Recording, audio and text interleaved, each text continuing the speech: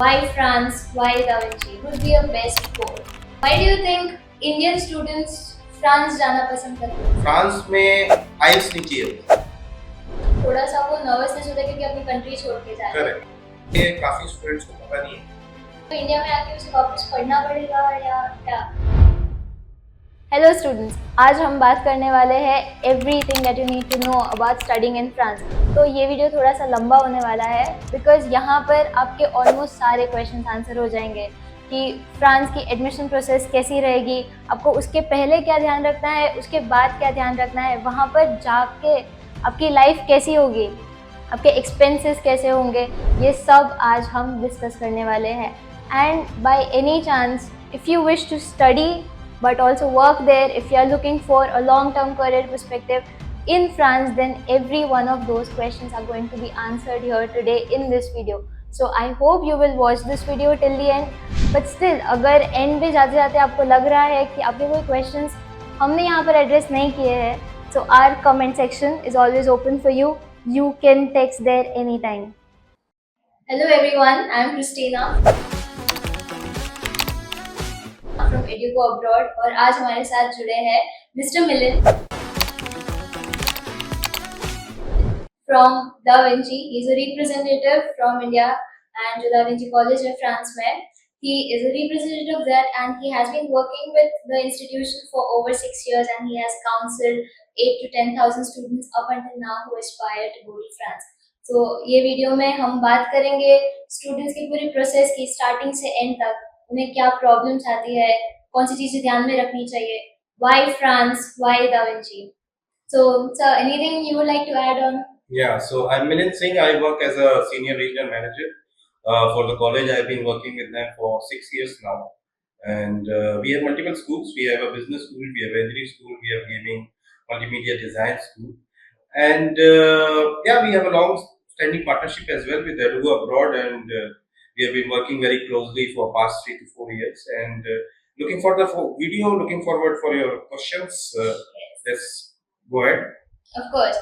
So first thing is that there are so many Schengen countries, right? Yeah. So why do you think Indian students France जाना पसंद करते होंगे? Correct. So good question. First of all, France comes with multiple benefits. एक दो benefit नहीं है. If you look at like the overall package, so you'll get, especially for only for Indian students, उनको 2 साल का स्टे बैक मिलता है. Right. अगर आप फ्रांस में अदर कंट्री का कोई स्टूडेंट, लेट्स सपोज नेपाल या बाकी कंट्री का कोई जा रहा है, इंटरनेशनल कहीं का भी, उनको 1 साल का स्टे बैक है. इंडियन स्टूडेंट को स्पेशली 2 साल का स्टे बैक है. उसके बाद आपको एक एलुमनाई वीजा भी मिलता है जो 5 साल का होता है. It's multiple entry visa. It's a business visa. आप फ्रांस में 90 डेज को रह सकते हैं. You come back to India for 1 day and then you can go again. It's multiple entry. You can go an number of times. एक ये advantage हो गया. Plus all the courses in France में internship होती है. 4 to 6 months की internship हर course में है. चाहे आप 1 साल के कोर्स में जाए, चाहे 2 साल के कोर्स में जाए, आपकी internships are part of the course. और आप अगर स्टूडेंट स्टेटस पे हैं and you are looking for internships, companies will be more than happy to welcome you, क्योंकि कंपनीज को टैक्स नहीं देना होगा. अच्छा, तो मतलब स्टूडेंट्स को भी एक प्रैक्टिकल नॉलेज मिलेगी जो भी वो सब्जेक्ट में जा रहे हैं. करेक्ट. एंड तीसरी चीज ये है कि it's very, I won't say cheap, but we are very affordable as compared to other countries. Yes.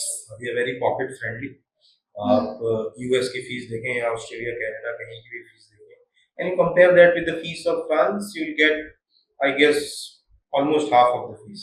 वो बात तो सही है. Yeah. तो अभी तो हमारे यहाँ से काफी सारे स्टूडेंट्स एस्पायर करते हैं बाहर जाने के लिए. जी.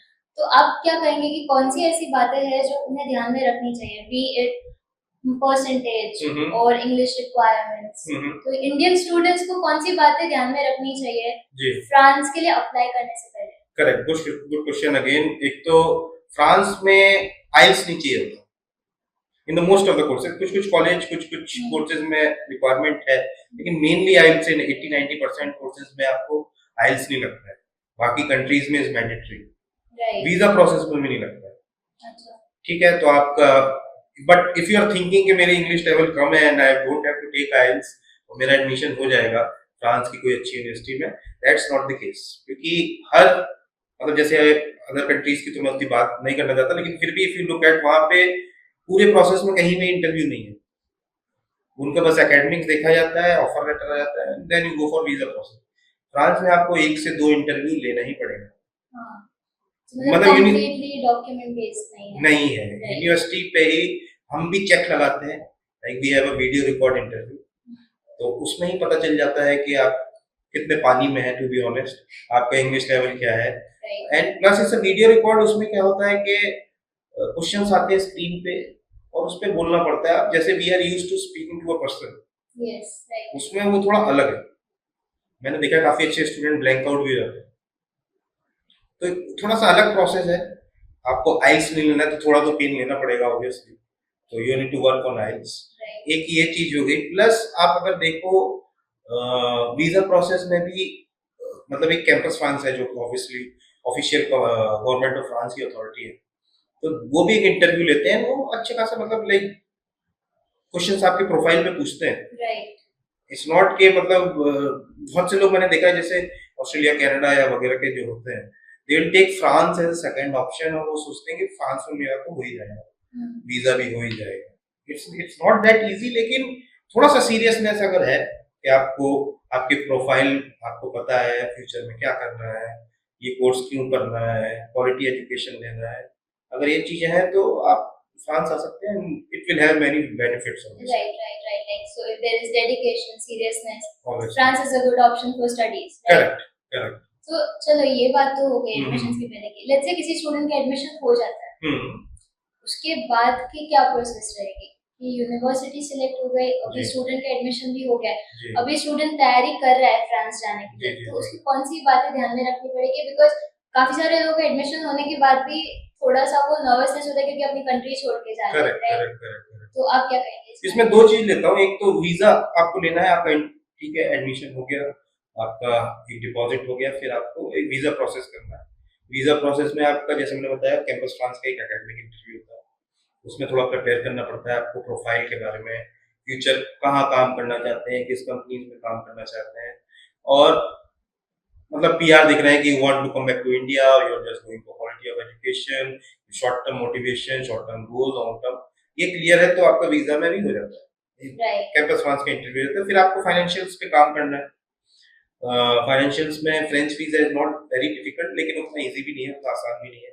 आपको account statement, fix deposits, sponsors, education loan, ये सब आपका पूरा एक बार प्रोसेस हो जाता है, then you are ready to apply for the visa. VFS में आप सबमिट करते हो, and best and most important will be 2-3 चीजें जो मैं बताता हूँ आफ्टर अप्लाइंग द वीजा, और आपका वीजा आ भी जाता है, स्टार्ट लर्निंग फ्रेंच। राइट सबसे इम्पोर्टेंट आपको कम से कम बेसिक्स तो, ग्रीटिंग्स वगैरह थोड़ा बहुत तो बेसिक्स तो आने चाहिए, which you can easily learn. मतलब आप तो यूट्यूब में 10 मिनट का वीडियो भी देख के यू कैन लर्न। डुओलिंगो बहुत इजी है, फ्री है, आप उससे सीख सकते हो बहुत से, मतलब इफ यू वांट बहुत से ऑप्शंस अवेलेबल है। उससे वहां पे जाके फायदा होगा बिल्कुल ज्यादा, बिल्कुल। राइट? एक ये हो गया, दूसरा हो गया कि आपको इंटीग्रेशन बहुत इंपॉर्टेंट है, उसको ज्वाइन करना। हर कॉलेज का पहले 6 डेज का आपका वेलकम डेस्क होता है, यहाँ पे आपका अकाउंट ओपनिंग, आपका रेसिडेंस परमिट कैसे अप्लाई करना है, सिम कौन सी लेना है, इंश्योरेंस कौन सा लेना है, ये सब में सब कॉलेज हेल्प करते हैं।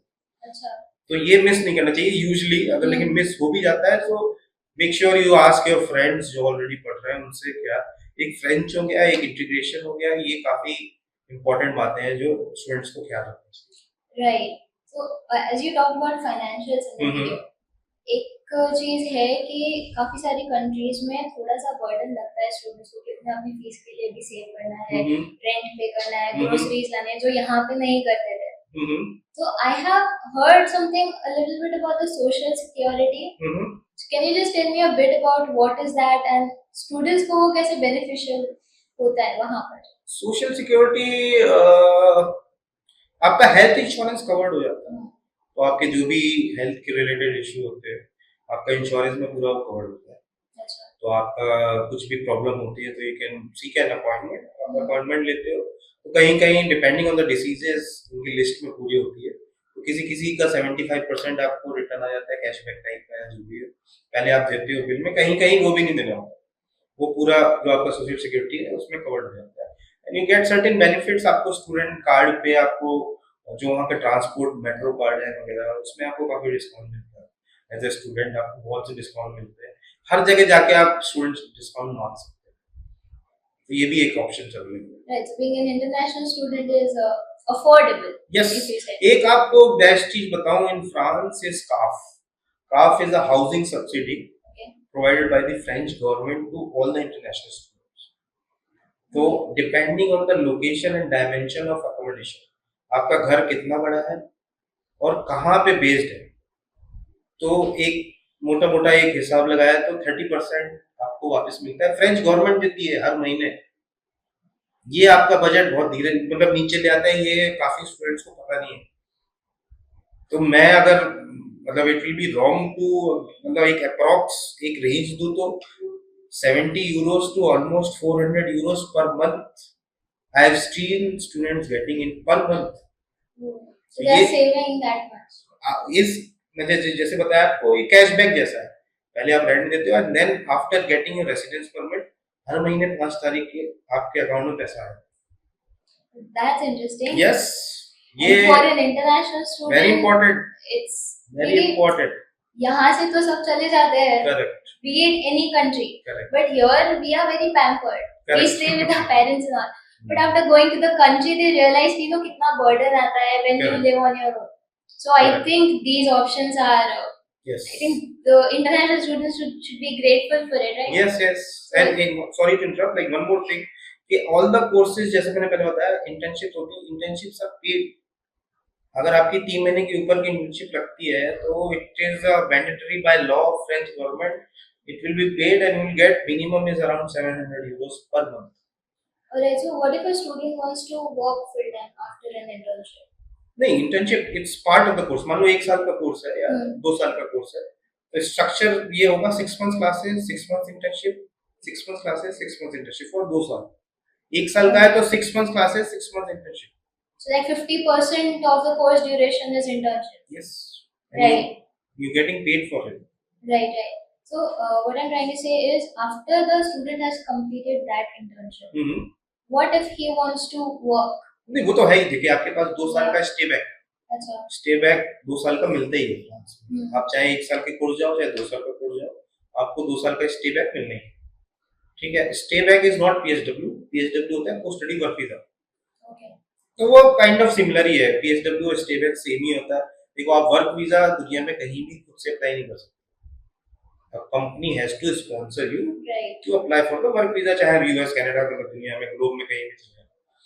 तो एक कंपनी अगर आपको स्पॉन्सर करके दे रही है तो वो सेम हो गया, पीएसडब्ल्यू में भी करना है, स्टे बैक में भी करना है। मेनली जो हमारे स्टूडेंट्स हैं व्हाट दे डू इज जहां पे उन्होंने इंटर्नशिप की है वहीं पे they will get the job, क्योंकि दे हैव द रिलेशनशिप, वहां पे हायरिंग मैनेजर से रिलेशनशिप हो गई, आपका जो इमीडिएट मैनेजर था उनसे आपकी रिलेशनशिप हो गई, तो you know people.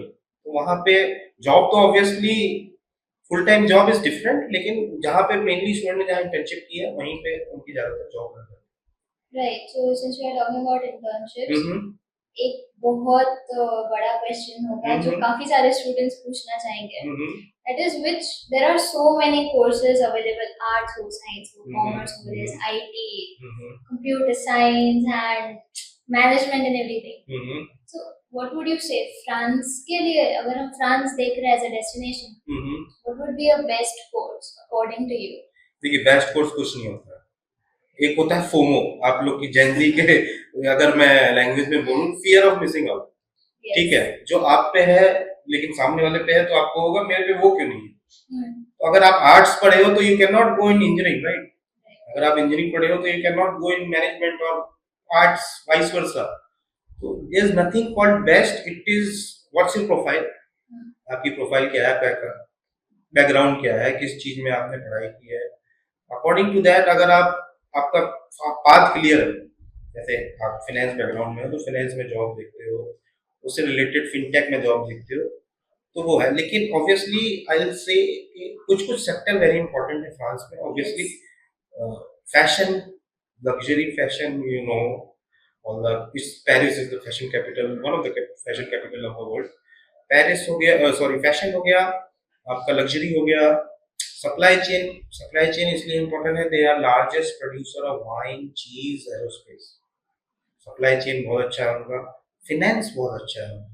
If you look at companies like Societe Generale, PNB Paribas, these are French companies which are, if you look at in India also, they are expanding like anything. So supply chain, profession, gastronomy or wine or this type of hospitality or tourism or luxury, and finance. तो ये 3-4 sector हैं which are very important. लेकिन if you look at IT भी बहुत अच्छा है। Capgemini एक French company है which has more Indian employees than French employees. So Capgemini एक IT, they are working towards AI also. अब उनका finance अच्छा है, so they are really good in fintech also. Fintech is blockchain, latest cryptos and everything. तो ये 3-4 sector हैं which are very, aerospace obviously Airbus is French and मतलब Airbus French नहीं, but they have a Toulouse में इनका पूरा hub है and everything is there. Right. So in short, almost every sector has something. Yes, something to offer you. Yeah. So let's say अभी उधर student का पढ़ाई खत्म हो गई है. Now if he is coming back to India, then what about the degree that is holding? Because उसकी degree तो फ्रांस की हुई. अभी वो इंडिया में आ गया तो इंडिया में आके उसे वापस पढ़ना पड़ेगा या क्या? नहीं, पढ़ना क्यों पड़ेगा? ये मास्टर्स डिग्री करने के लाइक मोस्टली बैचलर्स या मास्टर्स जो भी है, ये डिग्री देखो, if you look at French colleges ज्यादातर एक्रेडिशंस होते हैं, इंटरनेशनल एक्रेडिशंस होते हैं, AACSB, अम्मा, इक्विस, ठीक है। तो ये होते हैं, it's a very rigorous process to get it. Audit होता है आपका 3 से 4 साल का ऑडिट होता है, वेरी बिग टीम आती है, पूरा इंटरनेशनल टीम आती है, सब कुछ चेक किया जाता है, तब जाके आपको एक्रेडिशन मिलता है। तो 3 एक्रेडिशन अगर होता है तो आप कहलाते हो triple crown, you have a crown, triple crown, ठीक है। तो ये एक्रेडिशन लेना is not easy, right. India में अगर आप देखोगे तो एक्रेडिशन सिर्फ IIMs और द टॉप 10 और 15 colleges will have it. Triple crown तो मेरे ख्याल से सिर्फ 2 या 3 होंगे, 3 या 4 होंगे। फ्रांस में ऑलमोस्ट 20 होंगे, 15 to 20। So getting these accreditation is not easy। और ये accreditation आपके पास होता है, एक यूके का एम्बा है, AACSB यूएस का है, इक्विस यूरोप का है।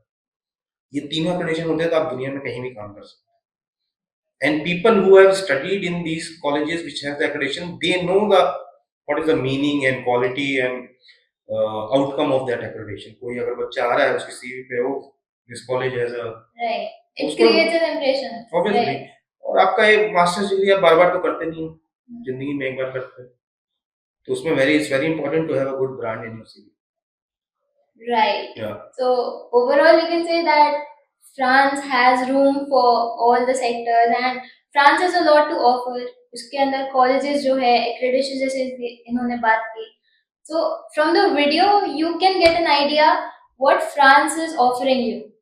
And as a student, I'm sure कि कहीं ना कहीं confusion थोड़ा बहुत तो रहता ही है। And I hope that जो भी हमारी conversation हुई आज, इन्होंने जो भी आज हमें सब बताया, उनसे आपको एक clarity मिली होगी और थोड़ी knowledge मिली होगी what it is like to study abroad, be it any country, not just France, but if you are going to any other country। So I hope you find this video helpful, and if you have any questions which we might not have covered here, you can mention it in our comment section. We will surely answer that.